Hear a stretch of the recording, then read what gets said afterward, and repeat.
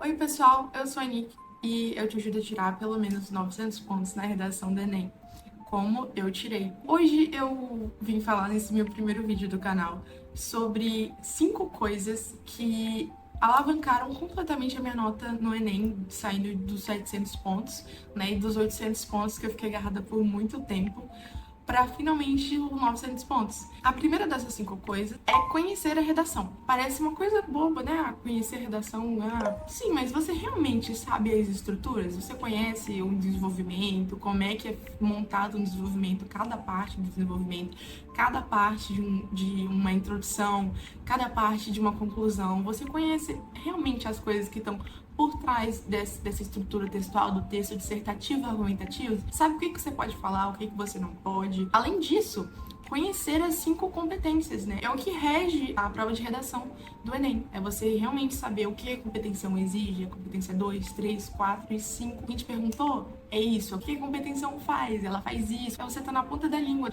A segunda coisa é ler redações nota 1000. Eu aconselho que você leia pelo menos uma redação, só uma. Separa 5 minutinhos do seu dia, 10 minutinhos. Separa uma redação por dia, uma redação nota 1000 que você pode encontrar na internet. Imprimam, se não tiver a oportunidade de imprimir, pega no celular mesmo, dá uma grifada nas coisas, vai observando a estrutura da redação. Por que essa redação é tão especial? O que ela tem de diferente?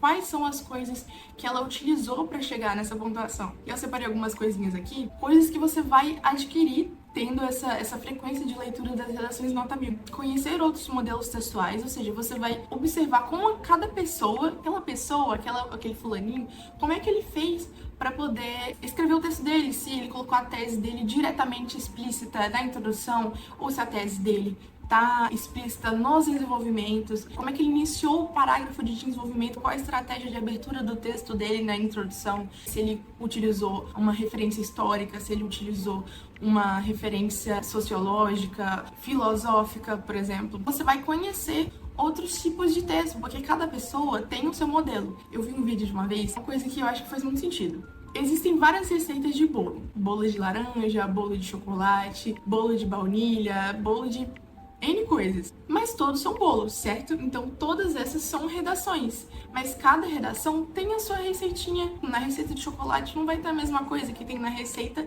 de laranja, por exemplo, não exatamente as mesmas coisas, né? Por mais que sejam receitas de bolo, tem coisas diferentes, então é legal você ver coisas diferentes, né? Ver receitas diferentes para você identificar qual que você acha mais interessante, qual você acha mais confortável de estar escrevendo dentro daquela estrutura, né? Outra coisa é conhecer novas argumentações, porque o jeito que uma pessoa argumenta é diferente do que uma outra pode estar argumentando, o jeito que você argumenta. E você pode olhar para uma redação nota 1000 e falar, nossa, esse argumento, esse tipo de argumento, essa frase que essa pessoa usou foi muito convincente. Ela conseguiu transmitir a ideia dela, né? Transmitir a tese dela por meio dessa argumentação. Ou, poxa, essa era uma ideia que eu nunca tinha pensado, eu não sabia que eu poderia usar esse argumento na minha tese, eu não sabia que poderia abordar esse ponto do tema. Outra coisa muito legal de também ler redações nota 1000 é adquirir vocabulário, porque você lendo, são tantas palavras diferentes que cada pessoa usa, justamente por serem receitas de bolos de sabores diferentes. Cada pessoa usa um tipo de vocabulário, um tipo de palavra que já está acostumada a usar. Por exemplo, tem uma palavra que talvez você ache complicada, você vai ler a redação nota 1000 e vai falar, eu não sei o que significa isso. Então, a partir disso, você vai pegar essas palavras que você não reconhece, você vai pesquisar. Eu geralmente anoto embaixo da minha folha, né, que eu não conheço, vou lá, pesquiso e anoto embaixo o significado delas. Por exemplo, uma palavra que eu olhava e falava, nossa, que escrita super rebuscada, nunca vou saber escrever assim a palavra odiernamente. Muita gente olha para essa palavra mas simplesmente significa atualmente, hoje em dia. É uma maneira chique de dizer hoje em dia. Eu achei muito elegante essa palavra e a partir do momento que eu li em uma redação nota 1000, eu achei interessante colocar na minha redação também. A coisa número 3 que eu acho que alavancou a minha nota é revisar o estudo de gramática. Eu, pessoalmente, eu achava que eu era muito boa em português já, então eu não precisava revisar os conteúdos de gramática pra ser boa na redação, porque na maioria das vezes eu fui uma aluna considerada boa na sala de aula em português, então eu achava que eu já sabia o suficiente e não precisava revisar. Só que tem uma coisinha chamada competência 1, que se vocês quiserem eu posso gravar vídeo também, que analisa justamente a sua escrita, a adequação à norma formal escrita. E nisso vem vírgula, vem crase, colocação pronominal, regência verbal e nominal. Então, se você não tá na ponta da língua o que essas coisas são, você vai ter uma dificuldade na competência 1, que geralmente é a competência mais difícil para a maioria das pessoas, porque são muitas coisinhas específicas. Eu, pessoalmente, tenho muito problema em vírgula, mas eu, estudando redação e fazendo minhas redações ao longo do ano, vou estudar vírgula, vou entender onde eu preciso colocar a vírgula, porque isso é descontado na sua nota e faz muita diferença. A quarta coisa que eu coloquei foi criar a minha lista de repertórios socioculturais. A minha lista, a sua própria lista. Cria a sua própria lista de repertórios socioculturais. Porque a partir do momento que você tem um repertório, a sua argumentação está fundamentada. Então, antes de eu ter o meu argumento, eu já penso no repertório, porque sem o repertório fica muito ruim pra mim a minha argumentação. O que eu vou fundamentar esse argumento se eu não tenho um repertório? Então, o que eu geralmente fazia? Eu lia muitas redações na Nota 1000 e nessas redações tem muitos repertórios, tem muita informação que eu achei legal. Eu falei, olha, legal esse repertório aqui, legal repertórios que você dê pra usar pra vários temas diferentes, usar pra vários eixos temáticos. Eu lia esses repertórios nas redações Nota 1000 e já ia separando. Então eu tinha um caderninho, ainda tenho um caderninho, onde eu sempre anotava, eu achei muito legal essa informação, vou anotar aqui no meu caderninho e vou guardar isso aqui, porque quando eu fizer minha redação, eu posso colocar esse repertório na minha redação também. Se você não tiver um caderninho, se você não se sentir confortável escrevendo à mão mesmo, pode anotar no celular.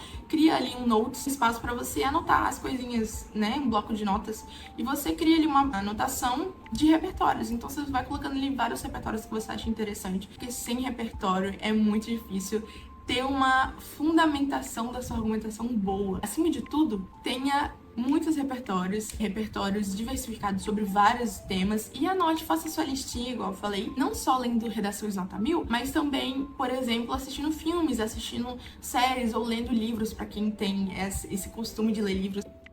E a quinta coisa que eu acho que é muito importante é você também praticar. Não tem jeito, gente. Praticar é muito e extremamente importante. Alavancou a minha nota. Então é uma coisa que vai alavancar a nota de vocês também, com certeza. Porque a maioria das pessoas é esse o relato. Praticar vai te ajudar a melhorar essa nota. Porque quando você pratica, além de você estar desenvolvendo todas essas outras coisas que eu falei, como conhecer a redação, né? Você vai estar praticando o seu conhecimento da estrutura da redação, revisando seus estudos de gramática, porque você vai estar na prática utilizando vírgula, acentuação, crase, etc. E colocando os seus repertórios em prática também, fundamentando os seus argumentos. Além disso tudo, você vai estar criando a sua própria estrutura de texto, a sua própria receita de bolo. Então, até lá na sua redação do Enem, você vai estar fazendo ela e aprimorando ela. Igual eu falei, tinha muita dificuldade em vírgula na competência 1, tava me travando bastante.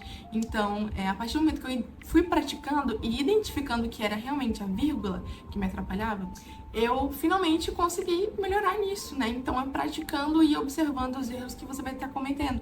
Porque na prática você vai ver o que você está errando e o que você acha que está ficando bacana e vai criar sua própria fórmula e no final só melhora cada vez mais.